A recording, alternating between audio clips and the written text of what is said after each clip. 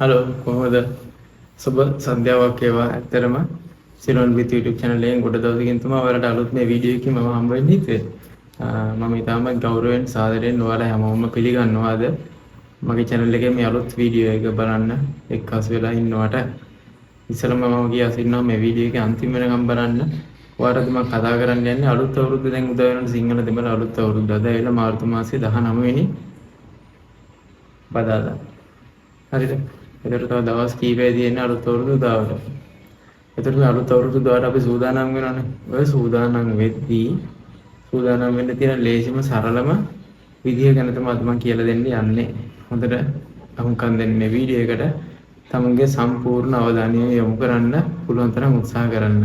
වෙන බාහිර සාධක ඔලුවට ආව ටක් ගාලා අමතක කරලා අදට විතරක් මේ වීඩියෝ එකේ අන්තිම වෙනකන් ඉතම සාවධානයෙන් අහන් ඉන්න. මම රංගන රාජපක්ෂ අපේ ප්‍රෝග්‍රෑම් කෝඩිනේටර් ඉන්නවා මිස්ටර් බණ්ඩාර. ඔයාලට මොන හරි ගැටලුවක් තියෙනවා නම් මිස්ටර් බණ්ඩාරව කන්ටැක්ට් කරගන්න අපේ ප්‍රොෆයිල් නම්බර් එකෙන් 070 මේ නම්බර එක 24ම විවෘතයි 365 දවසම විවෘතයි. ඔයාලට ඕනේ ප්‍රණීඩයක් තියෙනවා WhatsApp වලින් මැසේජ් එකක් මාර්ගෙන් හෝ වොයිස් මැසේජ් එකක් මාර්ගෙන් ඒ සඳහා යොමු කරන්න. දහවල් කාලේදී නම් ටිකක් ගොඩක් බිසි ඒ නිසා කෝල්ස් ආන්සර් කරන්න බැරි වෙයි. නමුත් මිස්ටර් බණ්ඩාරව කන්ටැක්ට් කරගන්න පුළුවන් ඔයාලට ඕන වෙලාවක මේ නම්බර එක යූස් කරන්න එක. රයිට්. කාරණාව තමයි සිංහල අලුත් අවුරුද්ද වෙනවනේ සිංහල දෙමළ අලුත් අවුරුද්දට අපි කොහොමද සකසුරුවම් විදියට මුදල් වේදම් කරගෙන මේ වැඩ ටික කරගන්න කියලා. ඉස්සෙල්ලාම ඔයා කරන්න ඕනේ ඔයා මේ වීඩියෝ එක බලන්නේ ඇත්තටම කාර්යබහුල ජීවිතයක් ගත කරන නිසානේ. මේ කාර්යබහුල ජීවිතය ගත කරන ගමන් ඔයාගේ වැඩ ටික ඔයා ලස්සනට පිළිවෙලට සකස් කරගන්න ඕනේ. එතකොට සිංහල අලුත් අවුරුද්දට ඔයාට සූදානම් වෙන්න හරිම ලේසි. හරිම පිළිවෙල ලේසියට ලෑස්ති වෙන්න පුළුවන් කිසිම කලබලයක් නැතුව. ගොඩක් මිනිස්සු සිංහල අලුත් අවුරුද්ද කියලා අපම ඔළුවේ කැක්කුම.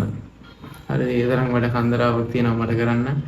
මට ඒ තරම් ගමන් ගොඩක් යන්න තියෙනවා. මට බඩු ගොඩක් ගන්න තියෙනවා. සල්ලිත් නැහැ මට කියලා දහසක් දේ කල්පනා කරනවා. හැබැයි ඔයා මෙන්න මේ මෙතඩ් එකට කරොත් කිසිම පීඩනයක් නැතුව, කිසිම හිසරදයක් නැතුව, කිසිම කලබලයක් නැතුව අපේ සල්ලිත් ඔයාගේ පිරිමහගෙන අපේ තියෙන විදියට මේ වැඩේ ලස්සනට කරන්න පුළුවන්. ඉස්සෙල්ලාම ගන්න කොලේකුයි කෑනුකුයි අරගෙන හොඳ හුස්මක් ගන්න. හොඳ හුස්මක් අරගෙන සම්පූර්ණ අවධානය යොමු කරන්නේ කරන්න යන වැඩේට විතරක්ම. ඊට පස්සේ ඒකින් එක පෙළ ගසන්න ඔයාට මොනවද කරන්න තියෙන වැඩ කියලා සිංහල අලුත් අවුරුදු දවසට වෙනුවෙන් ඔයාට මොනවද කරන්න තියෙන වැඩ කියලා ඒකින් එක පෙළ ගසන්න. ඒකෙදි තියෙන්න පුළුවන් ඇඳුම් ගන්න එක තියෙන්න පුළුවන්. හරිද? කැවිලි හදාන්න කට්ටියට කැවිලි හදාන එක තියෙන්න පුළුවන්. කැවිලි සල්ලි දීලා ගන්න කට්ටියට සල්ලි දීලා ඕඩර්ස් බාර දෙන්න ඕනේ තැන්. ඒ තැන් වලට ඕඩර්ස් බාර දෙන්න ඕනේ කවද්ද? කොච්චරක්ද කැවිලි සංඛ්‍යාව අන්නේ දේවල් ගැන ප්ලෑන් කරගන්න අවශ්‍යතාවය තියෙනවා. ඒතකොට ගෙදර අස් කරගන්න මකුළු දැල්ලෙම තියෙනවා නම් ඒවා කඩන්න. ජනෙල් වල කර්ටන්ස්, දොරවල් වල කර්ටන්ස් අද ඇතිරිලි පුටු වල කවර ඒ දේවල් පිරිසිදු කරගන්න තියෙනවා නම් ඒවා.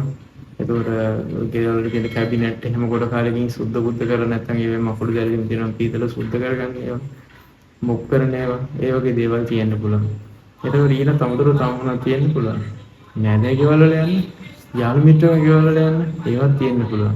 මේ හැමදේම එකින් එක පෙළ ගස්ස ගන්න. අර පොලේ 1 කියලා ලියන්න, 2 කියලා ලියන්න ඕම සෙට් එකක් ලියන්න.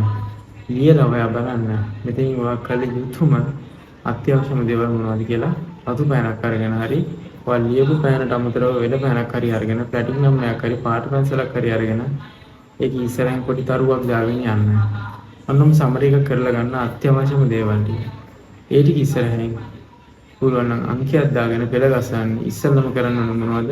ඊට පස්සේ කරන්න ඕන මොනවද කියලා. ඔන්න විදිහට පෙළ ගසගෙන එකින් එක කර ඒ කරපු එක ඉස්සරහින් ටික් එකක් දාගන්න. එතකොට ඔයාලට එකක්වත් අතපසු වෙන්නෙත් නැහැ. අර කිසිම පීඩනයකුත් නැහැ. මට අර වැඩේ කරන්න තියෙනවා මේ වැඩේ කරන්න තියෙනවා කියලා හැම වෙලාවෙම මේ වැඩ ටික ඔළුවේ ගොඩ ගහගෙන ඉන්න පීඩනයත් නැහැ.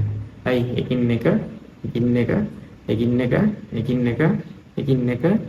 එක ලස්සනට ඉවර වෙනවා. පැහැදිලිනේ කාරණාව? දෙවෙනියට කියන්නේ නැහැ ඇඳුම් ගන්න යන්නේ. දැන් මේ අර සිංහල අලුත් අවුරුද්දට ඇඳුම් ගන්න සිරිතකුත් තියෙනවනේ චාරිත්‍රකුත් තියෙනවනේ. සාමාන්‍යයෙන් අපි සිංහල අලුත් අවුරුද්දට තමයි අපි භාවිතා කරපු පරණ දේවල් පුළුවන් තරම් අඩුවෙන් පාවිච්චි කරන්න පුළුවන් විදිහට අයින් කරන්න පුළුවන් සියලුම දේවල් අයින් කරලා දානවා. නැත්නම් අඩුවෙන් පාවිච්චි කරන්න පුළුවන් විදිහට වෙන් කරලා තියා ගන්නවා. හරිද? පරණ දිරා දරා වෙච්ච ඔක්කොම අයින් කරලා දානවා. ඊට පස්සේ වෙනට අලුත් ඒවා ටිකක් අපි එකතු කරගන්නවා. ඒවට ඇඳුම්, භාණ්ඩ මේ වගේ දේවල් ගන්නවා. දැන් මේ කාලේ හැටියට අපි ඊටමත් ආර්ථික මට්ටම ගොඩක් දුක්ඛිත තත්ත්වයකනේ තියෙන්නේ. එහෙම කියලා හිතන් ඉන්නට එහෙම නැහැනේ. මොකද මැරුන්නේ නැහැනේ ආර්ථික තත්ත්වෙ බිඳුවර වෙන්න කියලා හොඳටම හිතලා බලන්න බෑ. කොහොම හරි ජීවිතේ ගත කරගෙන කියන්නේ. මේ අවුරුද්දත් වාර පුළුවන් ලස්සන ජීවිතේ ලස්සන මේ බඩු ගන්න ආදිය අනවශ්‍ය දේට එකතු කරගන්න දුව මේ අවුරුද්ද ගත කරන්න. ඔය කරන්න තියෙන්නේ මේක. ඔයා ඉස්සලම දෙවෙනි ලිස්ට් එක ලියා ගන්න. ඔයාට ඇඳුම් ගන්න ඕන නම් අත්‍යවශ්‍ය ඇඳුම් මොනවද කියලා. ඒක වගේ අන්ඩර්වෙයර්ස් වෙන්න පුළුවන්, සොක්ස් වෙන්න පුළුවන්, ෂූස් වෙන්න පුළුවන්. වගේ දරුවන්ගේ නෝනගේ, එතකොට වගේ හස්බන්ඩ්ගේ අම්මට තාත්තට කවුරුහරි විශේෂිත යාළුවෙක්ට, කවුරු බොයිෆ්‍රෙන්ඩ්, ගර්ල්ෆ්‍රෙන්ඩ් මොන හරි දෙයක් අරන් දෙන්න පුළුවන්. ඒ දේවල් හරියටම ලිස්ට් එකක් ලියා ගන්න. අත්‍යවශ්‍ය ප්‍රමාණයන්ගේ විතරක් ලිස්ට් එකක් ලියන්න. බොරුවට ලියා ගන්න එපා. මොකද සල්ලි දීලා අරගෙන ඇඳපු නැති ඇඳුම් කීයක් ඔයාගේ අල්මාරියේ තියෙනවද? මගේ ඥාතියෙක් එක අයිය කෙනෙක් ඉන්නවා. එයා බිස්නස් කරන්නේ. එයා එක දවසක් අපි යාට අලුත් අවුරුද්දට ෂර්ට් එකක් දුන්නා. ඒ ෂර්ට් එකේ සයිස් එක පොඩක් යාට වෙනස් වුණා. එයා මොකද කිව්වේ? කමන්නේ ඔය ෂර්ට් එක මට දෙන්න මං ගාව තව අවුරුද්දකට ගත්ත ඇඳුම් ඊට පස්සෙත් සයින්ස් එකේ ගත්ත ඇඳුම් ගොඩක් තියෙනවා අල්මාරියේ.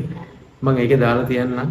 මේ ගැටලුවක් නැහැ දෙන්න කියලා ඉල්ලගත්තා. ඒතකොට ඒ ෂර්ට් එක එයා අඳින්නෙත් නැහැ. කවුරුත් අඳින්නෙත් නැහැ.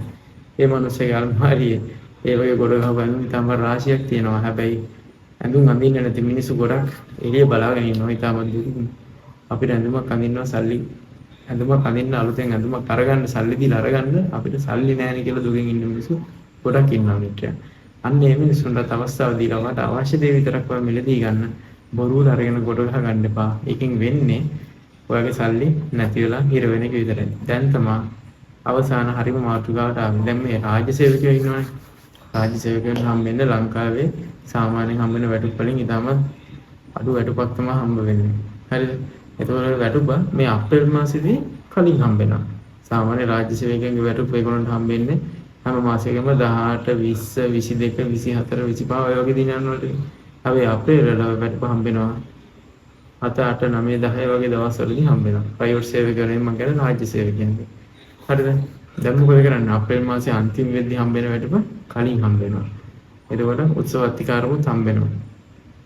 මේ සල්ලි ඔක්කොගෙම වියදම් කරලා ගෙදරට අවශ්‍ය කරන බඩු, ඇඳුම්, හාල්, කැවිලි වර්ග, ස්වීට් අයිටම්, බිස්කට්, බීම වර්ග, අරයා આવත් යාර කන්න දෙන්න කේක් එකක්, මේ આવත් යාර බොන්න දෙන්න බීම එකක්, අනවශ්‍ය දේවල් ගොඩාක් ගොඩ ගහ ගන්නවා.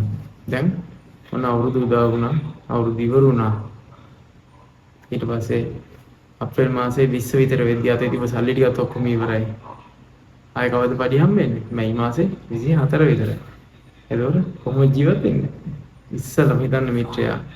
අජේ විසින් වාට වැටුප කලින් දුන්නට අලුත් අවුරුද්දේ වියදම් හියදම් වලට ඔයා දැනගන්න ඕනේ ඒක පිරිමසාගෙන වියදම් කරගන්න. හොඳද? එතකොට ඔයා හොඳට ප්ලෑන් කරලා කරගන්න. අප්‍රේල් මාසේ පඩිය වර කලින් දුන්නට මැයි මාසේ අන්තිම වෙනකන් ඔයා පඩි නැතුව ජීවත් වෙන්න. එතකොට ඒ කාලේට අදාළ වියදම දල වශයෙන් සතියකට මෙච්චර ගාණක් අවුරුද්දෙන් පස්සේ මට යයි කියලා දල වශයෙන් වියදම ගණන් බලාගෙන ඊට අදාළ මුදල අප්‍රේල් වලට ඉතිරි කරගෙන අනික් කොටස විතරක් මේ අලුත් අවුරුද්ද සඳහා වියදම් කරන්න.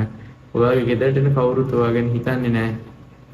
අපෝ මේ මනුස්සයා වියදම් කරලා මොකක් කිසිම දෙයක් කරලා නැහැ කියලා හිතන්නේ නැහැ. හිතුවත් ඔයාට ගැටලුවකුත් නැහැ. ඇයි? මේ මිනිස් කවුරුත් ඔයාට කන්න බොන්න දෙන්නේ නැහැනේ. එක දවසක් දෙකක් ඇවිල්ලා බලලා කතා කරලා ගියාට හිතවත් සම්පාන්න මිත්‍ර සීඩී පවට ඥාතිත්වයට ඇවිල්ලා ගියාට සමහර 365 දවසම මේගොල්ලෝ වාට යැපෙන්නේ යම් කිසි මුදලක් පරිත්‍යාග කරන්න හැම නැහැනේ. ඔයා දැනගන්න ඕනේ වාගේ ටික මැනේජ් කරගෙන ඉන්න. අන්න ඔය දේ මේ ශ්‍රී ලාංකිකව කරන්නේ නැති නිසා තමයි හැමදාම ශ්‍රී ලාංකිකව ණය වෙවි ඉන්නේ. කවදාවත් මේ ණය වෙලින් ඉවරක් වෙන්නේ නැත්තේ. පොඩ්ඩක් හිතලා බලන්න මේ 2025 අවුරුද්දේ මම මේ කියපු කාරණා තුන ගැන. පළවෙනිම කිව්වේ ඔයාට සිංහල දෙමළ අලුත් අවුරුද්දට සූදානම් වෙන්න කරන්න තියෙන වැඩ ටික ලයිස්ට්ුවක් හදාගන්න. හොඳද? දෙවෙනියට මම කිව්වේ මේ වැඩ ටික එකින් එක කරගෙන යද්දි ලයිස්ට්ුවෙන් කරපු ටික අයින් කරගන්න. ඔළුවට තියෙන පීඩනය කිසිම පීඩනයක් නැතුව වැඩ ටික ලස්සනට ඉවරනවා. තුන්වෙනියට මම කිව්වේ shopping යන්න තියෙනවනේ බඩු ගන්න. අන්නේ ගන්න යන්න තියෙන shopping යන list එක ලස්සනට පිළිවෙලට ලියාගෙන අත්‍යවශ්‍ය ටික විතරක් ඒකේ summary එකක් අරගෙන ඒ ටික විතරක්ම සල්ලි වලින් අරගන්න. අනවශ්‍ය දේවල් ගන්න යන්න එපා. කිරි උතුරන්න මුට්ටියක් උනත් අලුතෙන් ගන්නවා නම් ඔයාගාව ගෙදර හොඳ අලුතෙන් පිරිසිදු මුට්ටියක් තියෙනවා නම් ගන්න ඒක. ඇයි ඉතින් අලුතෙන් එකක් ගන්න ඕක අලුතෙන් ගත්තා කියලා නැතා කියලා උතුරන කිරි උතුරනනේ කොහොමද? අපේ හිතේ තමයි තියෙන්නේ පිරිසිදු බව. හරිද? නැතුව අපි උතුරන මුට්ටියේ නෙමෙයි පිරිසිදු බව තියෙන්නේ.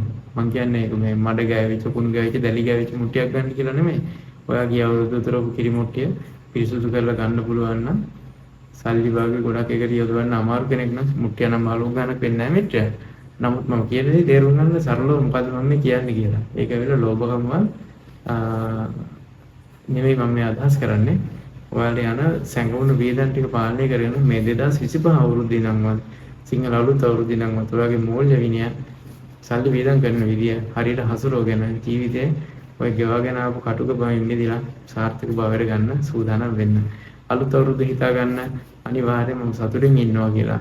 සල්ලි කොච්චර හම්බ කරලා පොඩි බැනගෙන ගොඩ ගහගෙන හිටියත් අපි කවදාද මැරිලා යනවා. මැරිලාදී කවදාවත් ඒ සල්ලි අරන් යන්නේ නැහැ. පහුගිය දවස්වල ඔයාලා අහන්න දකින්න ඇති පාතාල ලෝකයේ විවිධාකාරයේ ඡන්දි විවිධාකාරී චරිත මැරෙනවා. සමහර වෙඩි කාලා මැරෙනවා නොහිතපු වෙලාවවල එක එක වෙළඳ ආයතන විවෘත කරන්න ගිහිල්ලා. ඒ මැරෙන මොහොත වෙනකන් ඒගොල්ලෝ ඊට පස්සේ කොයිතරම් මිනිස්සු පිළලා හිටියද අන්තිමට මල ගෙදරට යන මිනිස්සු එයාගේ හිතවත් බය වුණා. මොකටද එහෙම ජීවත් වෙලා? එහෙම ජීවත් වෙන්න බෑ. ඔයා ජීවත් වෙනවා නම් සල්ලි හම්බ කරනවා නම් හම්බ කරන සල්ලි වලින් කාලා බීලා විතරක් හඳුන් ඇඳලා විතරක් ඉඳලා හරියන්නේ නැහැ. ජීවිතේ සල්ලි එකතු කරලා විතරක් හරියන්නේ නැහැ. සතුටු වෙන්න ට්‍රිප් එකක් යන්න, යාළුවෙක් එක්ක සතුටු සාමිචියේ දෙන්න, හිතවතෙක් එක්ක ගිහිල්ලා කතා බහ කරන්න, පොඩි කඩේකට ගිහිල්ලා තේ එකක් බොන්න.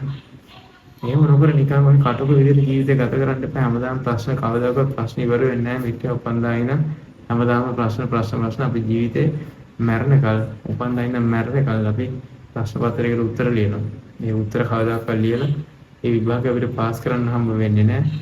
පාස් වෙන්න පුළුවන් එකම මිනිසා පාස් කරපු එකම මිනිසා අපේ බුදුහාමුදුරුවෝ අපේ ආගමano කියනවා නම් අන්නේ අනිපාරේ යන්න පුළුවන් කෙනා අර ප්‍රශ්න ටික ඉවර කරන් ගිහිල්ලා යම් කිසි අවස්ථාවකදී සරල ප්‍රශ්න ටිකක් තියෙද්දි මේ ලෝකෙන් ඈතර වෙන්න පුළුවන්. සංසාරයෙන් ඈතර වෙන්න පුළුවන්. ඒ තත්ත්වෙට හිත මනස හදාගන්න try එකක් දෙන්න මම අමතර දෙයක් කිව්වේ. හොඳට මතක තියාගන්න 2025 අවුරුද්දේ වගේ ජීවිතේ ටර්නින් පොයින්ට් එකක් කරගන්න පුළුවන් අවුරුද්දක් කරගන්න. එහෙනම් අලුත් වීඩියෝ එකකින් ආයෙ හම්බෙමු. සිරන්දිත් YouTube channel එකේ මේ වීඩියෝ එක අන්තිම වෙනකම් බලන් හිටපු ඔයාලට මම ඉතාම සාදරයෙන් ගෞරවයෙන් ස්තුතිවන්ත වෙනවා. අපි අලුත් වීඩියෝ එකකින් හම්බ වෙනකම් ඔයාලා හැමෝටම ජය වේවා.